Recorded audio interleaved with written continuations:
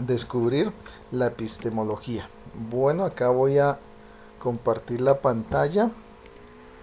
La pantalla. Bueno, acá. Listo. Ahí ya se está viendo la pantalla, ¿cierto?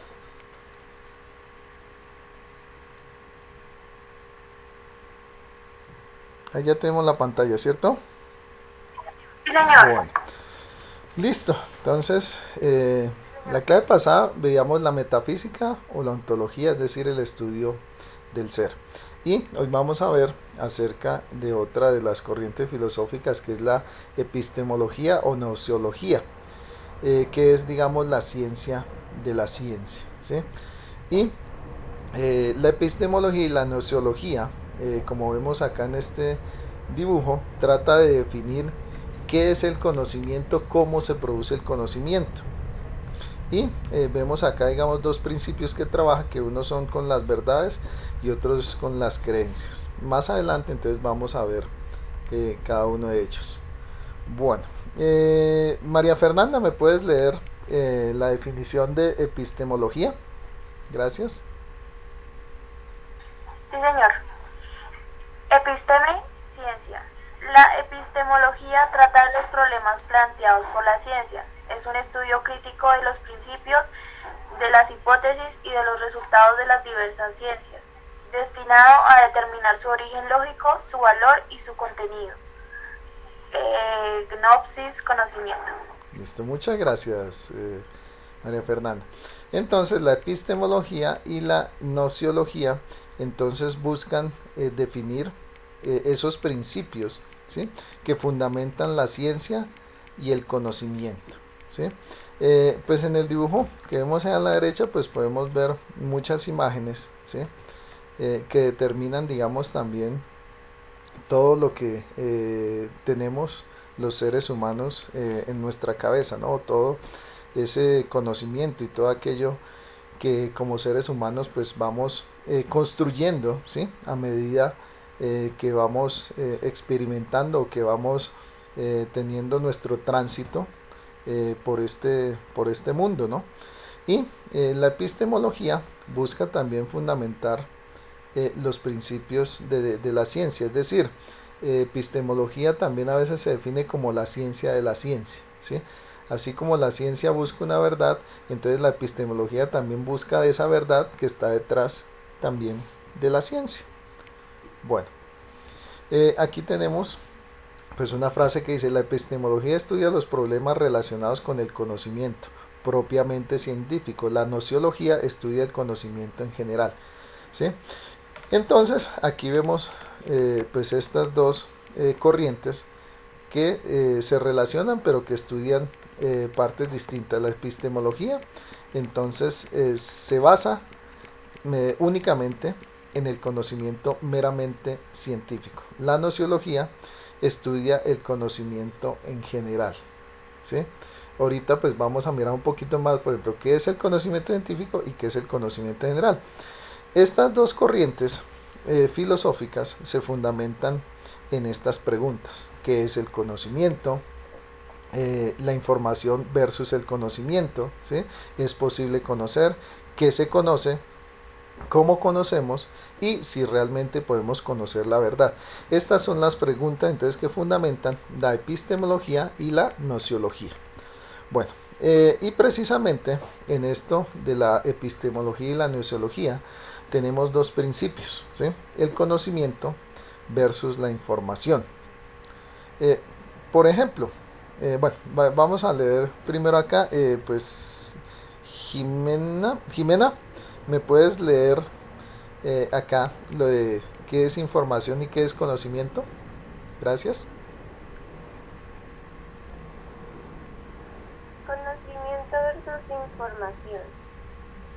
Información es un conjunto de datos organizados de forma coherente y con significado. Conocimiento es la aprehensión consciente del sentido y significado de la información. Bueno, listo. Entonces, la información, como dice, es un conjunto de datos organizados, ¿sí? Entonces, por ejemplo, a usted le dan la información, digamos, necesaria de cómo llegar de Tenjo a Villeta, ¿sí? Por decir algo, ¿sí? Esa es una información. Pero entonces, el conocimiento que dice acá es la aprehensión consciente del sentido y significado de la información. Entonces ahí ya el conocimiento diría, bueno, entonces yo para qué quiero viajar a Villeta, ¿sí? ¿Con qué propósito viajo? ¿Sí?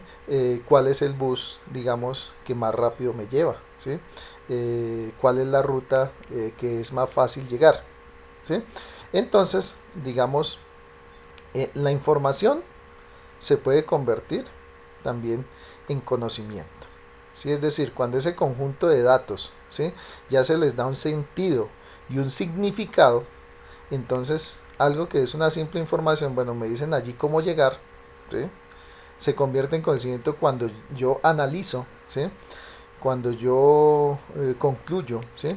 cuando yo, digamos, transformo esa información y le doy sentido, es decir, bueno, cuál es la ruta que más me sirve, cuáles son las rutas de buses que pasan, cuál es la que va más rápido, ¿sí? Con qué, bueno, con qué, o bueno, para qué yo voy a ir a Villeta. Entonces, ese tipo digamos, cuando la información pasa a tener un sentido, ¿sí? Un sentido y una significación, entonces pasa de ser información a convertirse en conocimiento, ¿sí? ¿Qué pasa? Eso es algo también que se ha discutido en la educación, ¿sí? Generalmente se nos critica nuestro sistema educativo que nosotros simplemente nos dedicamos a dar información, es decir, que usted se aprenda las capitales, que usted se aprenda las fechas históricas, ¿sí? Es decir, una dedicación meramente memorística, ¿sí? Pero entonces se critica, o algo que se critica del sistema educativo es que el sistema educativo debe ir más que a la información, es decir, que los estudiantes tengan en su cabeza una serie de datos organizados, coherentes, ¿sí? que realmente pues ellos con esa información puedan hacer algo, ¿sí? Por ejemplo, que si ustedes aprendieron acerca digamos de la Revolución Francesa, tienen las fechas, tienen los datos, tienen todo, pero que realmente, por ejemplo, ustedes concluyan, ¿sí? ¿Y cuál fue la importancia de la Revolución Francesa, digamos, para nuestra propia revolución, ¿sí? ¿Por qué se habla de que los derechos humanos son descendientes directos de la Declaración de los Derechos del Hombre y del Ciudadano que se dio en la Revolución Francesa, ¿sí? ¿Por qué todavía es vigente esas ideas de la Revolución Francesa? Entonces, si ven, ahí por lo menos, espero que este ejemplo pues haya podido ser algo claro, cómo se busca pasar de la información al conocimiento. Es decir, que ustedes no solamente se llenen de datos, de fechas, ¿sí? de acontecimientos, sino que ustedes tengan la capacidad de aprender, es decir, de apropiarse de esos conocimientos, darles un significado y ponerlos en contexto, ¿sí?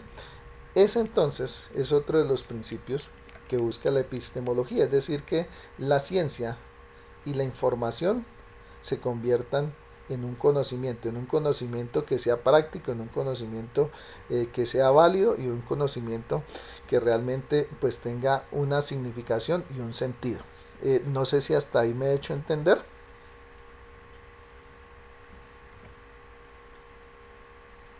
Bueno, digan sí o no porque a veces no sé si están ahí. Bueno, Sí, señor. listo.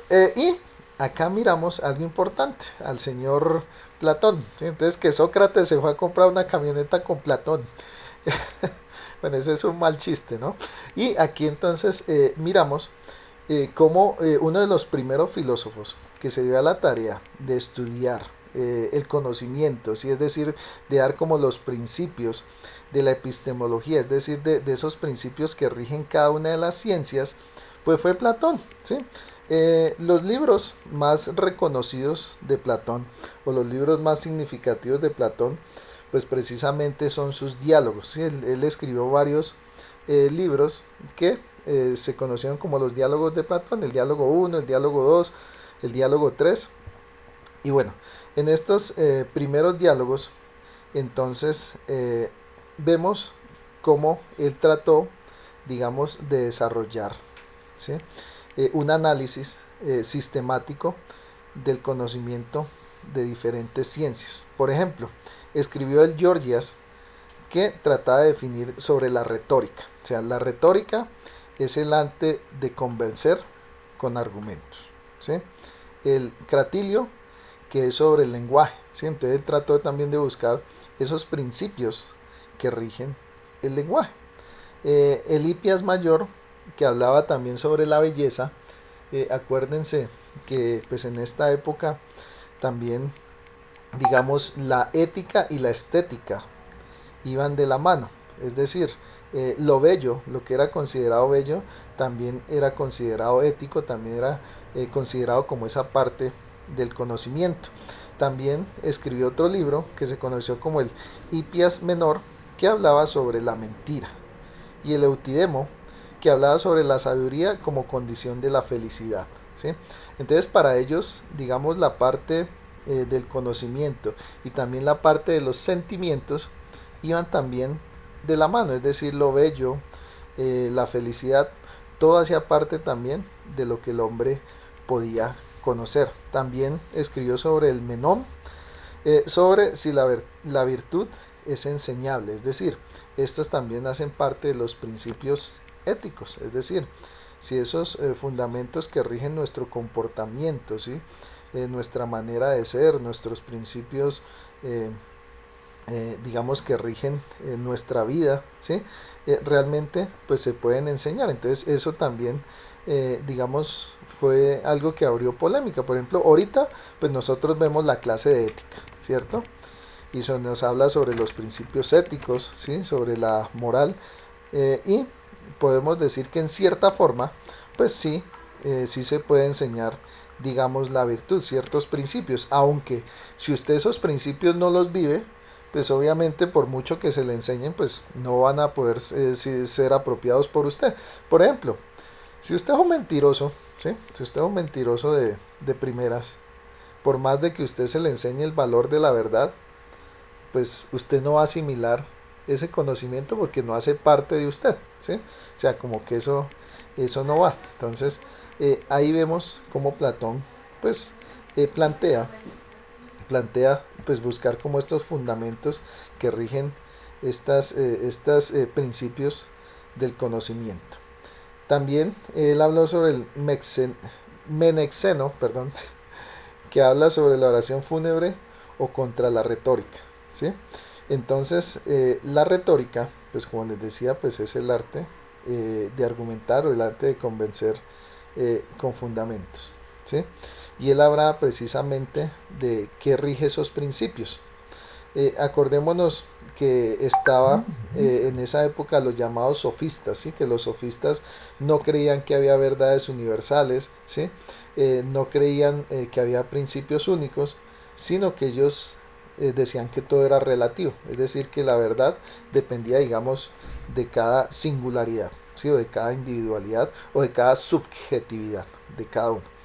Entonces, aquí también pues Platón critica, digamos, eso que hacían estos sofistas, es decir, ellos trataban de convencer, pero realmente sus argumentos no eran argumentos, porque para ellos todo era relativo, todo era subjetivo y no había verdades universales. Bueno, también entonces en otros de sus diálogos él habla sobre otros aspectos, por ejemplo el Fedón, que habla sobre la inmortalidad del alma, ¿sí? El Banquete, que habla sobre el amor, la República, que habla sobre la justicia. En este caso pues está señalado en morado, porque ustedes se darán cuenta si de aquí a mañana, no sé si alguno quiere estudiar derecho, ¿sí? Pues los que vayan a estudiar derecho se darán cuenta que van a ver, y si alguno pues de ustedes de pronto estudia, le gusta el derecho, me darán la razón, que van a ver sobre los diálogos de Platón su libro sobre la República, que prácticamente dicta todos los principios de lo que es la justicia, ¿sí? Y precisamente, digamos, Platón en este libro de la República logra dar unos principios muy importantes para todo lo que tiene que ver con el sistema de justicia o nuestros sistemas de justicia modernos, ¿sí? Entonces ahí también Platón pues hace un aporte sobre muchos aspectos, ¿sí? La retórica, el lenguaje, la virtud, ¿sí? Pero también habla sobre la justicia y los principios que debe tener esa justicia. Y también podemos ver el Fedro, que es sobre el amor y sobre el alma. Entonces Platón, acuérdense que él escribe, ¿sí? Lo del mito de la caverna, donde habla del mundo de las ideas y habla del mundo sensible. Entonces por eso, digamos, él habla de temas, digamos, muy carnales, muy terrenales, ¿sí? Pero también habla de unos temas también que son muy espirituales. Es decir, él puede hablar sobre la justicia, él puede hablar sobre la retórica, ¿sí? Él puede hablar sobre el lenguaje, pero él también puede hablar sobre lo bello, sobre la mentira, sobre la sabiduría, sobre la virtud, ¿sí? Sobre el amor, porque para él los principios que son metafísicos, digamos, ¿sí? Que son parte, digamos, esencial del hombre, también hacen parte, digamos, de la vida diaria del hombre. Es decir, no podemos separar, digamos, el hombre espiritual, ¿sí? Del hombre material, porque básicamente, pues son uno mismo. Bueno, y vamos a empezar a ver pues cada uno de los problemas gnoseológicos. Uno de los problemas parte de la siguiente pregunta: ¿se puede conocer? Y existen dos posiciones, ¿sí? Dos posiciones acerca del conocer. Entonces, Juan Andrés, ¿me puedes leer de lo de la definición de agnosticismo y escepticismo?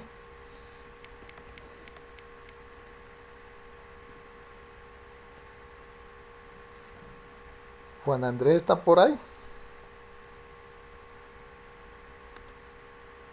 Bueno, entonces Jimena, qué pena pedirte otra vez si me puedes leer estas dos definiciones.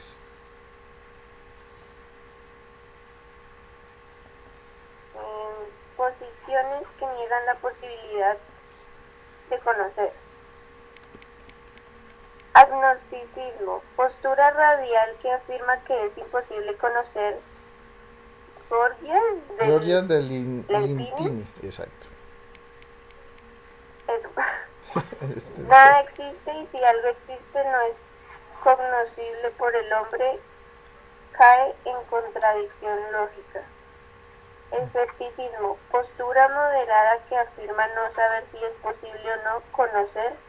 Creen que existe duda razonable sobre la posibilidad de conocer, pero no lo niegan radicalmente, por tanto no caen en contradicción. Listo, muchas gracias.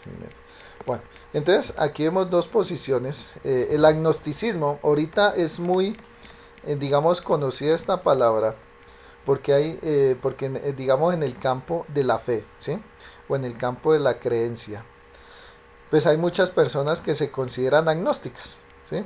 Por ejemplo, algunos políticos acá en Colombia, pues no han dicho yo soy ateo, o sea, ateo es el que no cree, ¿sí? Y está en contra de la idea de Dios. ¿Qué pasa con el agnóstico? Pues el agnóstico dice, pues yo no puedo probar científicamente si Dios existe o no existe. Entonces, como no puedo probar científicamente que existe o que no existe Dios, dicen ellos, pues básicamente yo me considero agnóstico, es decir, ni creo que Dios existe, ni creo que Dios no existe, ¿sí? Entonces, básicamente esa es una de las posiciones de los agnósticos, es decir, dicen pues conocer a Dios no es, no es algo que sea posible, ¿sí? Que sea posible científicamente. Y dicen ellos, pues no quiere decir que no exista, pero tampoco quiere decir que exista. Entonces el agnóstico dice eso, listo, yo no estoy en contra de Dios, sino que para mí pues simplemente no se puede probar su existencia. En cambio el escéptico, ¿sí? El escéptico, él dice que no saber si es posible o no conocer, es decir, el escéptico duda de todo, ¿sí? Duda de todo. Entonces un escéptico dice, bueno, pues yo todavía no sé si sea posible creer en Dios, ¿sí? Pero no niego que exista, ¿sí? O sea, puede que para usted sí tenga sus fundamentos, sus principios, sus ideas, que dan razón de que Dios sí existe. Entonces son dos posiciones que niegan el conocer, ¿sí? El agnóstico, que dice que nada se puede probar, ¿sí? Y el escéptico, que dice, bueno, de pronto para mí, ¿sí? Para mí no es posible conocer, pero de pronto para usted sí, ¿sí? De pronto para mí no existe Dios, pero de pronto para usted sí hay unos principios, unos fundamentos, unas ideas que lo convencen de su existencia. Entonces, estas son dos de las posiciones también que plantea la nociología, ¿sí? Bueno, y aquí vemos otras dos posiciones, unas que niegan, ¿sí? Y otras que aceptan. Entonces, María Fernanda, ¿me puedes leer la definición de lo que es la posición dogmático absolutista y la científico relativista? Sí, señor. Posiciones que aceptan la posibilidad de conocer. Dogmático absolutista. Reconoce la posibilidad del conocimiento. Existe una verdad absoluta que es independiente de los seres humanos, del tiempo y del espacio. Ante esta verdad, el humano puede asumir tres posiciones: ignorancia, búsqueda o sabiduría.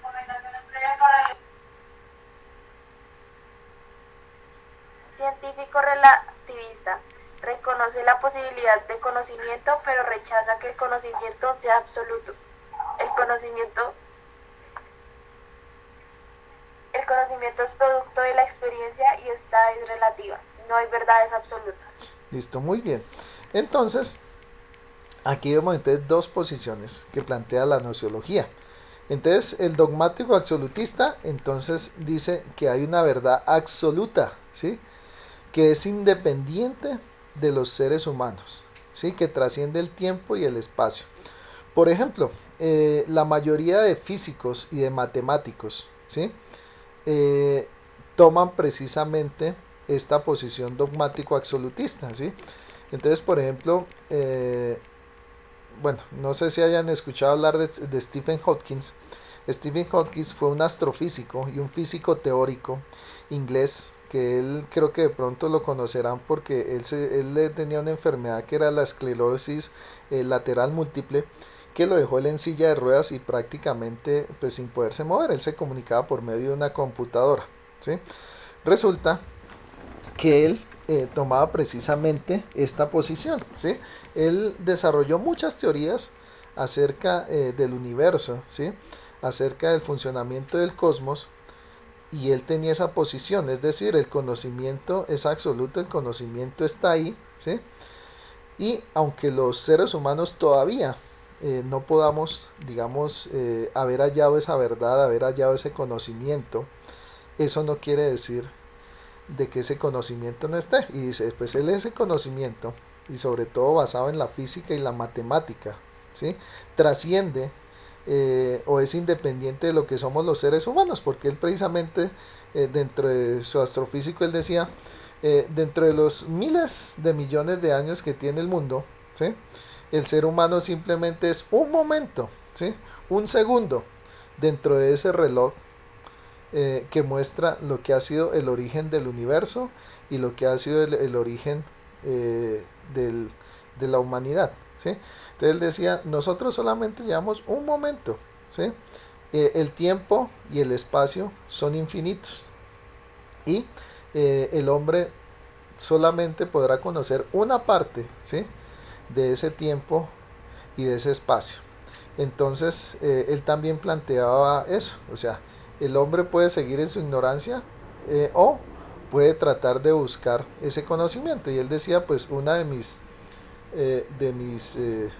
digamos propósitos es eso. Él trata de buscar esos principios que regían el universo, el tiempo y el espacio.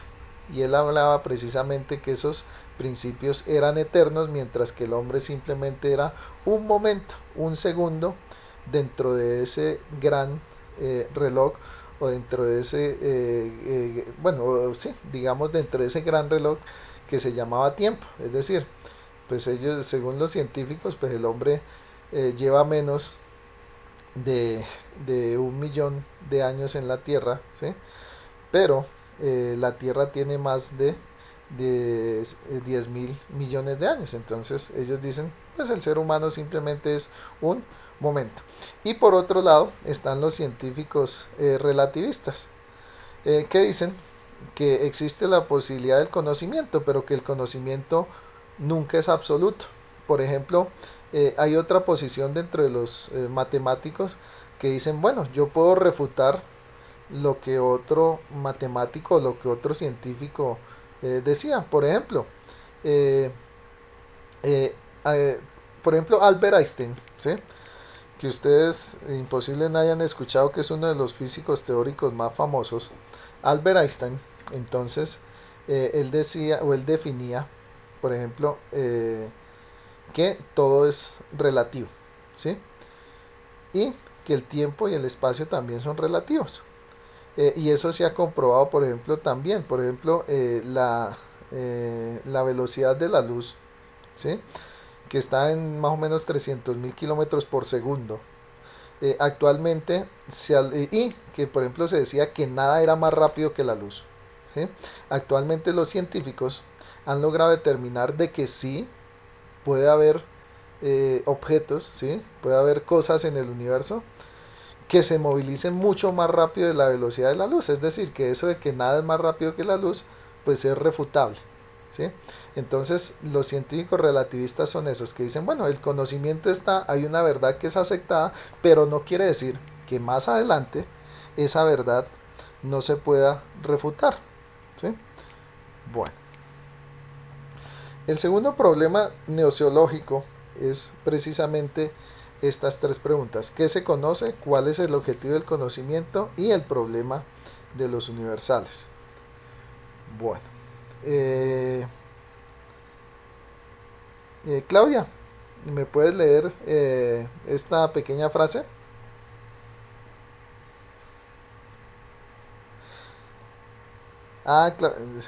Claudia no tiene el micrófono. Bueno, entonces Jimena, qué pena, ¿puedes hacer el favor de leerla?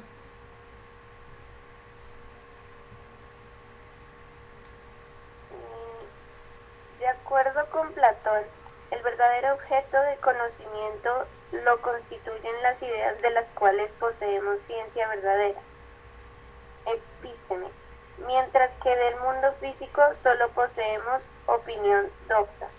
Bueno, muchas gracias. Y precisamente volvemos a hablar del viejo Platón. Entonces Platón dividía en dos el mundo de las ideas y el mundo sensible, ¿sí? Y acordémonos que Aristóteles, entonces él hablaba de que el mundo real era el mundo sensible, es decir, el mundo que podemos percibir por los sentidos, mientras que Platón decía todo lo contrario, que hay un mundo que es el mundo de las ideas, que las ideas son innatas, es decir, que desde que nacemos, ¿sí? Hay unas ideas que nacen junto con nosotros, ¿sí? Y que a medida que vamos experimentando el mundo, no, digamos, formamos una idea, sino formamos una opinión. Es decir, yo nunca conocí, digamos, el agua, ¿sí? Pero ya tengo una idea de lo que es el agua. Cuando yo experimento el agua, ¿sí? Es decir, cuando ya la toco, la siento, la pruebo, entonces eso permite que yo vaya construyendo una opinión, ¿sí? De esa, de ese, del agua, ¿sí? De lo que es el agua, pero él dice, sí, o sea, el hombre tiene ideas innatas. Desde que nace, digamos, el hombre no es un tablero vacío ni es una tabla rasa. Lo que también más adelante pues refuta a Aristóteles. O sea, para Aristóteles, ¿sí? El hombre sí tiene, o mejor dicho, el hombre va construyendo las ideas a medida que va experimentando con el mundo. En cambio, Platón dice, no es necesario experimentar el mundo para tener una idea de él, ¿sí? O sea, desde que nacemos, desde que nos damos a la tarea de pensar, ¿sí? De racionar, ya nos estamos formando una idea del mundo, así no hayamos experimentado todavía con ese mundo, ¿sí? Entonces, por eso para él el mundo de las ideas es el mundo real y que trasciende a lo físico, y él también habla de eso. O sea, el mundo físico es un mundo finito, ¿sí? Es un mundo que tarde que temprano se va a acabar, mientras que el mundo de las ideas es un mundo infinito y que trasciende aún a la misma muerte. Es decir, para Platón decía, puede que usted se muera, pero sus ideas trascienden a pesar de que su parte física o su cuerpo físico no exista, sus ideas van a seguir. Bueno. Aquí entonces también se plantea el problema de los universales, ¿sí? Entonces hay diferentes tipos de realismo y diferentes tipos de nominalismo, ¿sí? Entonces, por ejemplo, está el realismo extremo, que es el concepto universal, es el objeto real del conocimiento, es el objeto sensible y constituye la apariencia. Entonces, el realismo extremo parte precisamente de esa experimentación por medio de los sentidos, ¿sí? De esa experimentación empírica por parte de la experiencia, ¿sí? Es decir, cuando yo tengo ese contacto físico con el objeto, eso me permite entonces también construir un concepto de ese objeto. Bueno, está el realismo conceptualista, que concibe el universal como un concepto creado por la mente. Es decir, él dice, mientras el otro dice la experiencia, ¿sí? La experiencia por medio de los sentidos, ¿sí? La experiencia sensible es la que construye precisamente ese concepto o esa idea. Mientras que para el realismo conceptualista, los universales parten precisamente de algo creado por la mente, independientemente de la experiencia sensible. Bueno, por otro lado, entonces también tenemos el realismo empírico, ¿sí? Que dice que los universales parten de los objetos particulares. Voy a poner un ejemplo, bueno, voy a tratar de poner un ejemplo sencillo, ¿cierto? Tenemos los perritos, ¿cierto? Los perritos tienen de diferentes razas, ¿no? Unos son pequeños, otros son grandes, otros son peludos, otros son calvos, otros tienen el hocico grande, otro pequeño, etcétera, etcétera, etcétera. Es decir, no hay un perro igual a otro. Bueno, estoy hablando de diferentes razas, ¿no? Porque si son de la misma raza sí podemos encontrar dos perros iguales, pero no existe dos perros de diferente raza que sean iguales, ¿cierto? O sea, tienen características particulares, ¿sí? Pero a partir de esas características particulares, por ejemplo, que los perritos ladran, ¿sí? Por ejemplo, que los perros les gusta jugar, ¿sí? Bueno, de esas características individualmente o particularmente que puede tener cada raza, ¿sí? Yo puedo construir una idea universal de lo que es un perro, ¿sí? Entonces yo puedo decir, no, es que el perro es noble, el perro es muy apegado al humano, el perro es juguetón, ¿sí? El perro le gusta ladrar. Entonces, ese realismo empírico dice, a partir de la experiencia que yo tengo particular con cada racita de perro, ¿sí? Yo puedo definir una idea general de qué es un perro. No sé si hasta ahí me he hecho entender. ¿Sí o no?